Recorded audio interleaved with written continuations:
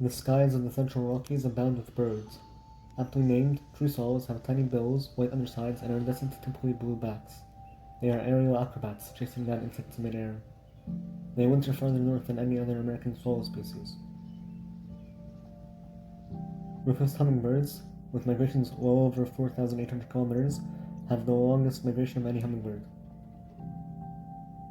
They can be found farther north than any hummingbird species as well. Mountain bluebirds have blue wings, males have blue bodies, whereas females have gray ones. The blue is due to the microscopic structure of their feathers, reflecting the sunlight like air in the blue sky does. The black-billed magpie has a black beak, head, shoulder, tail, and upper wings, and a white belly, shoulder, and outer wings. Unlike many birds, they can use scent to find food. Like other members of the crow family, they are quite smart. Another member of the crow family, Crux nutcracker, has white and black tails and wings with a gray body. They feed mostly on pine seeds. Like gray squirrels and acorns, Crux nutcrackers cache thousands of pine seeds to save for winter.